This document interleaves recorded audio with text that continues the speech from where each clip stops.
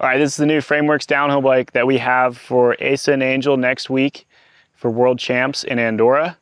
What's new about this bike is the construction. We use the sort of lug and tube but welded design that we've been testing all year with our enduro bikes. It's a new and improved construction technique that makes the frames just a little bit more precise, more accurate, way less welds. The frames are a lot less heat affected, but still the tried and true welds that Frank's been doing on our frames since the beginning. We looked into the cost of making these guys a custom painted Worlds bike, and it ended up being a couple $1,000s for a glossy paint job that added a few hundred grams to the frame. And we thought, in the Frameworks way, we thought we'd make them a better frame with that money rather than just changing the color of the one they had.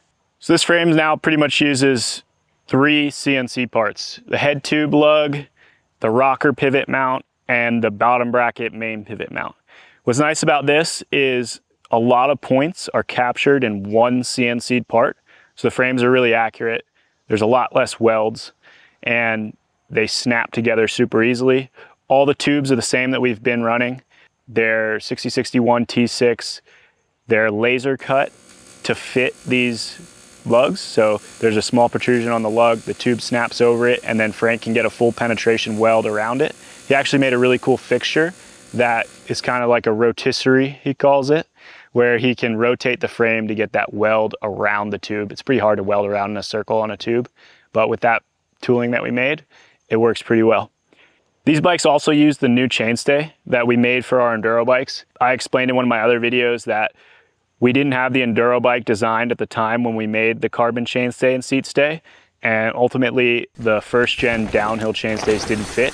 So in hindsight, we could have made one chainstay that worked on all bikes, and that was the goal. We didn't have the enduro bike designed at the time to check it, and now we have a new and improved chainstay that works on all our bikes. What's cool about this one is the bearings are in the chainstay instead of in the main frame. So the precision's a little bit better for those bearing bores being carbon fiber rather than heat treated aluminum.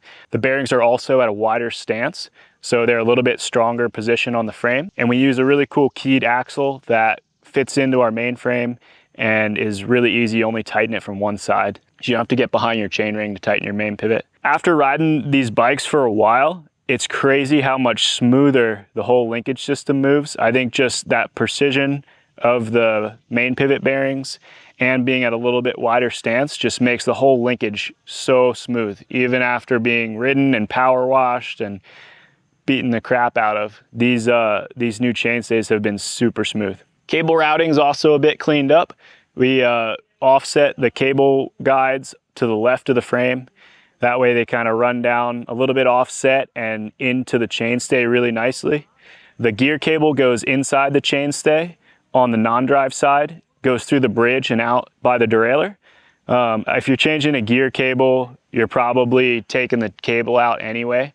I would never put a brake inside the frame, but to find a nice place for the gear cable to not be pulled by the chainstay or hit by the chain was pretty hard to do. So I think gear cable through just the chainstay is actually a really nice touch. It's got the tubes inside, you can push the cable through and it comes right out the other side. So not getting crazy on internal routing, but I think that's a nice little improvement on these frames. Cable routing is always the last little detail that can be such a headache, and I think we nailed it on this bike. That's pretty much it. All the geo and kinematics are the same as what the boys have been riding. We're not going to change anything before the race, but I thought it was a nice touch to make this frame.